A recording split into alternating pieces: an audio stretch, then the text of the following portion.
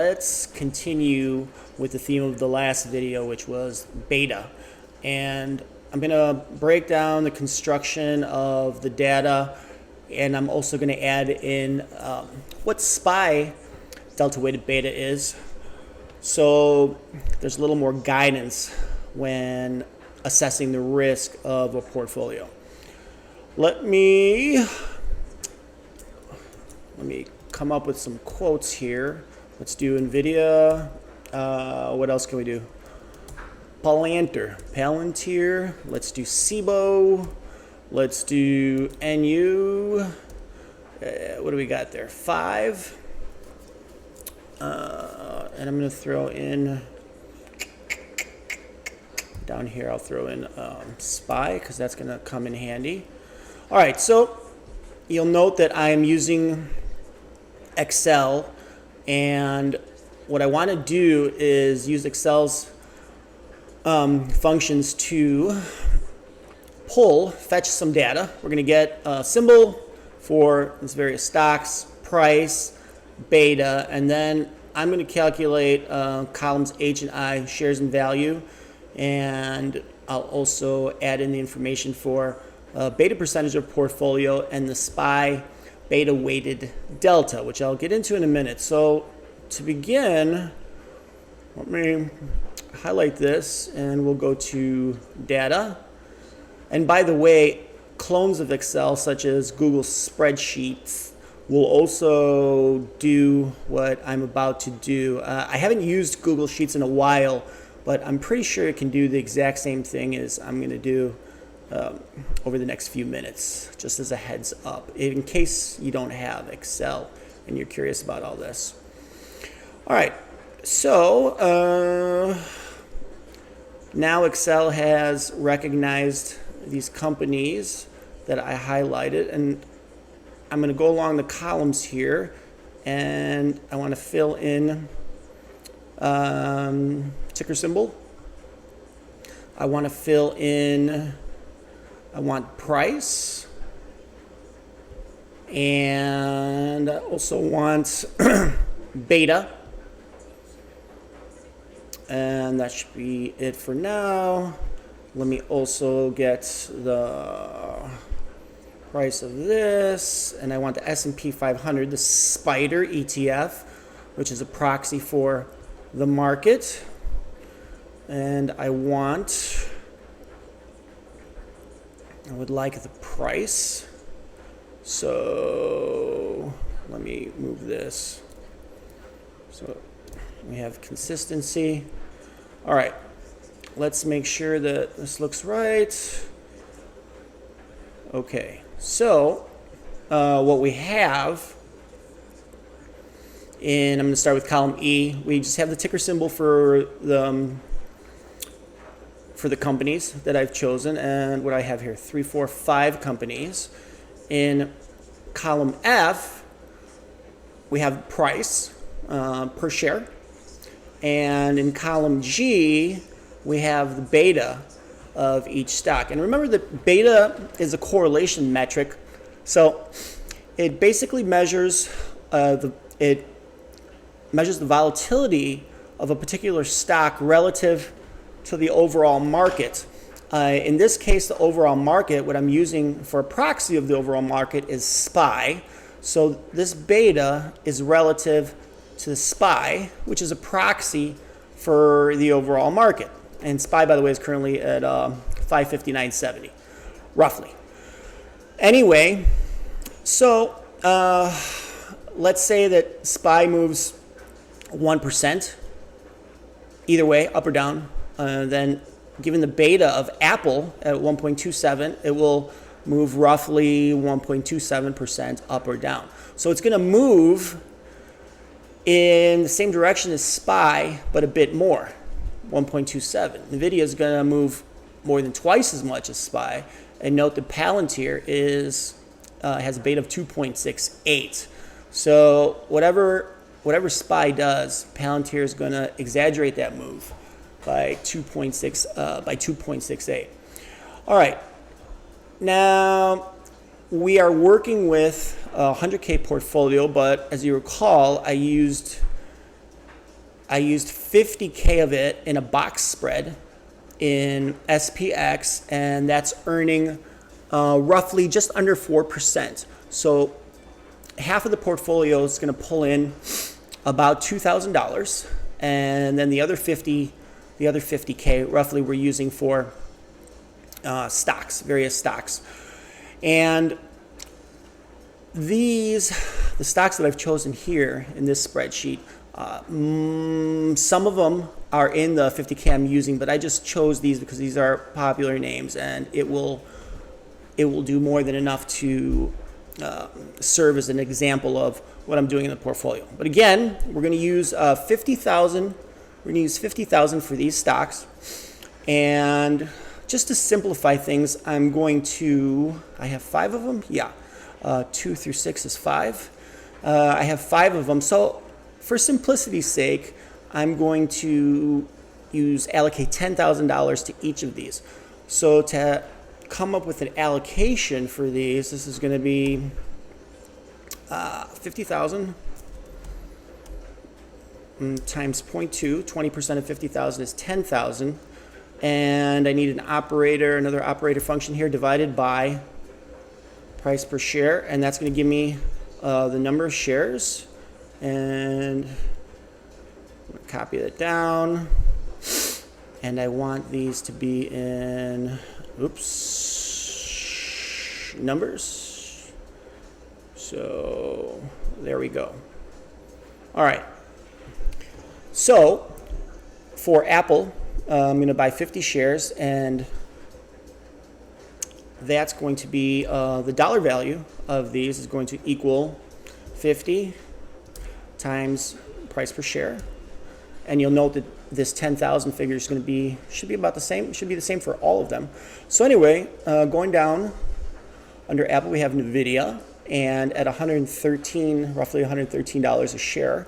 If I'm going to spend 10K on that, I'm going to buy 88 shares, 91 shares of Palantir, 42 shares of the options exchange in Chica Go, Little Woman Go, Little Girl Go, Chicago. And for NU Holdings, we're going to have 803 shares. All right. So let me come up with a total here. Make things a little easier. It's 50K. I want this, bold. I want this, bold. Okay. So the beta percentage of each individual stock in the portfolio is going to be equals the beta times the value.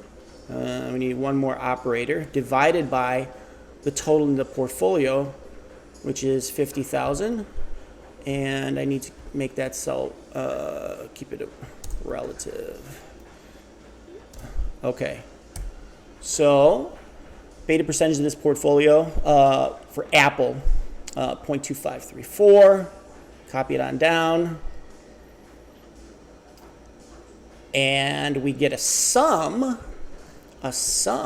down here of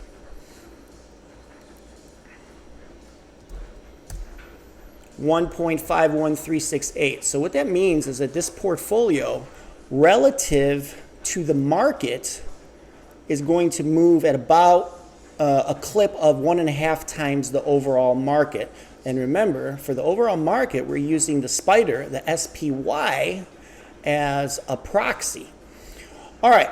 So now I want a conversion of how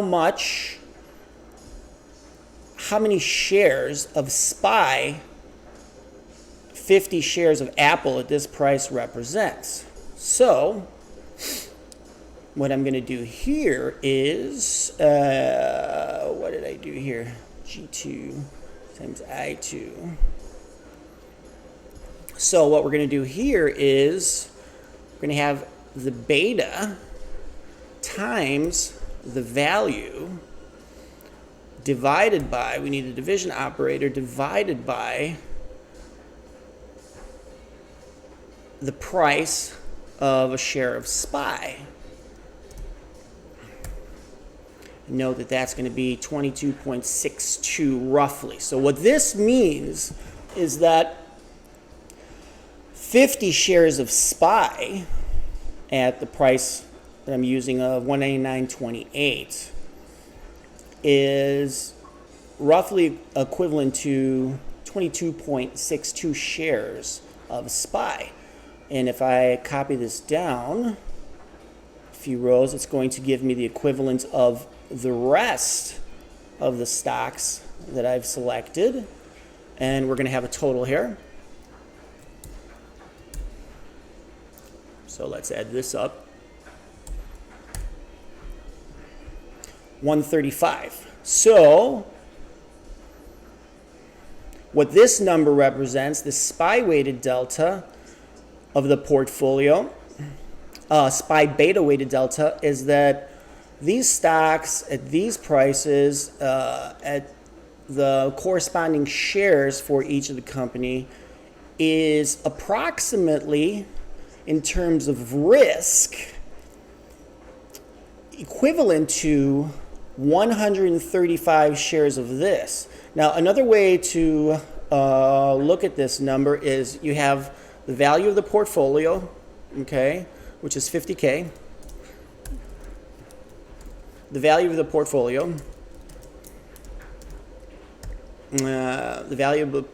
in terms of beta.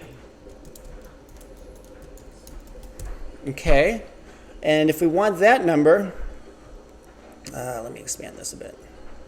In terms of beta, so that's going to equal this 50,000. The 50,000 times multiplied by the beta of the portfolio, and we get a figure of $75,684. So what this is saying, this number is saying, is that this 50,000 relative to the market is going to, in terms of hedging it, behaves like 75,684 shares, $75,684 of SPY.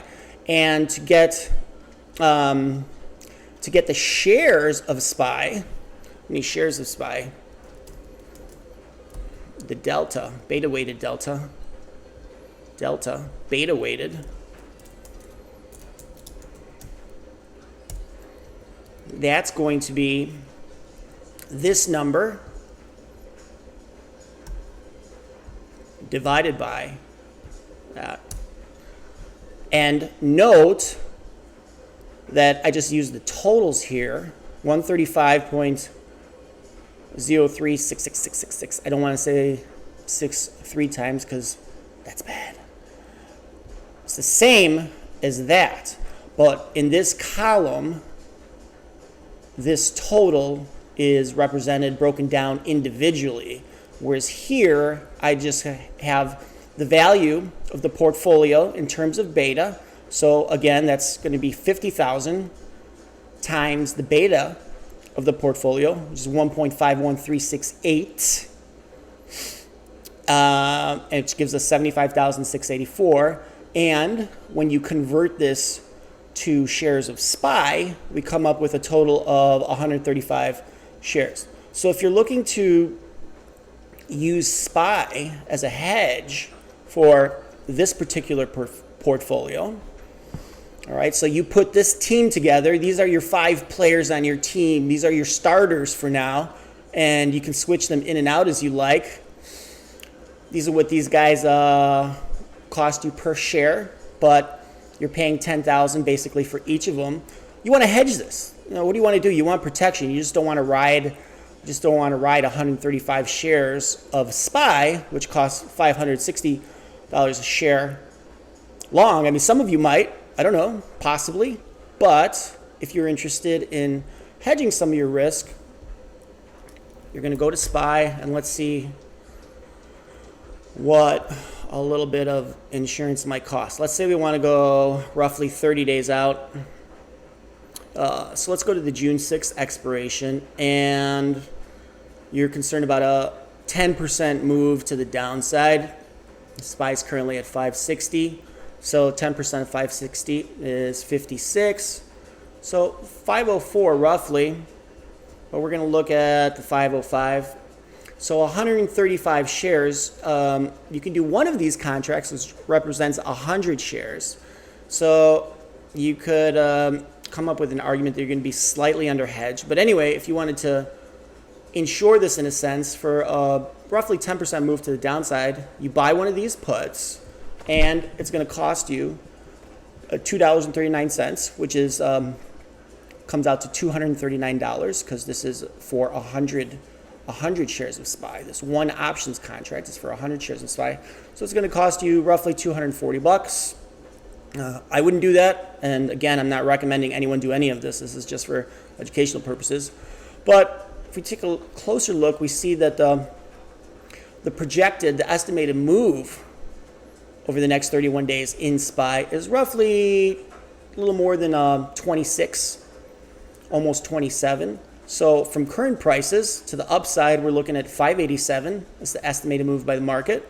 And to the downside, we're going to look at 533, 27, 533. All right. You were going to spend on this 505 put $240. So how else can we spend $240? Note that if we sell this 533, this is for 560. So I'm going to want to buy something that's around $8. There we go.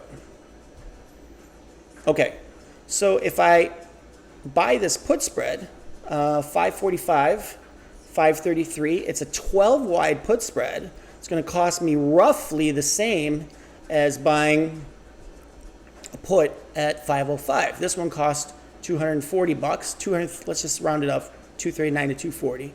$240. And this put spread cost the same. But you're buying one, it costs $8 roughly, and you're selling one for $560. So you get roughly the same $240. It costs a bit more. But what's nice about this is that this put spread is that you're spending the same money as just buying an outright 505 put. But you got to remember that it's much more likely that the market hits this area than out here, because that's just the way the distribution of prices works. Let's see, can I take a look at this? I probably can. Yeah, of course, why not? Okay, so if we look at this distribution, you see that it's much more likely prices are much more likely to be between, let's say, 545 and 533 than all the way out here. This is based on normal distribution. I'm not going to get into that because that falls outside the scope of the video. But if you ever had a stats class, this is probably one of the first things you're going to learn is about the bell curve. I'm sure almost everyone's heard of that, and the normal distribution. And the way this works is that within the first standard deviation, 68% of all prices will fall in here, and then 32% roughly will fall elsewhere. So we got another 16% out here, we got another 16% out here, and then the rest is way out there and way out there. Now note that the 505 is in this area, so prices are less likely to go out here than they are here. But if prices do go to, let's say next month,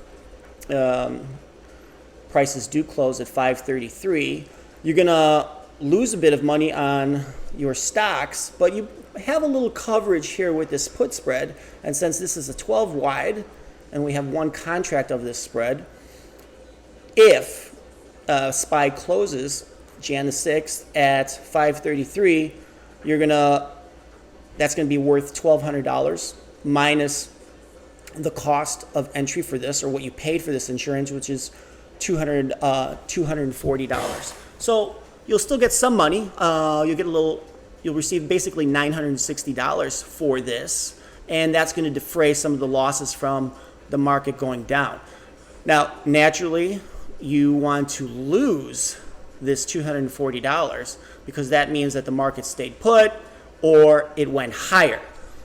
You don't want to make this $1,200 on this put spread. That's insane. That would be like someone saying, well, I bought insurance, I paid for insurance for my home, but it didn't burn down, so I didn't collect a check for that.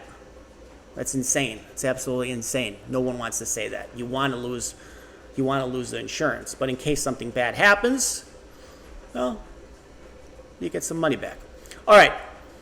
So the main takeaways here is how to examine the risk of a portfolio, and we fetch price and beta from the functions you can use in Excel and clones, such as clones of Excel. Google Sheets will have this, or whatever else. Open Office has a spreadsheet program that's basically a clone of Excel. Calculated the shares, the value for in this simplification of constructing a portfolio. Each company, we allocated $10,000 to each company. You have the beta for each company, the total, and then the conversion of the SPY delta, SPY beta weighted delta. Okay? So again, this 50,000 basically acts like, because it represents it has a 1.51 beta, basically acts like $75,684 worth of SPY, which converts to 135 shares of SPY.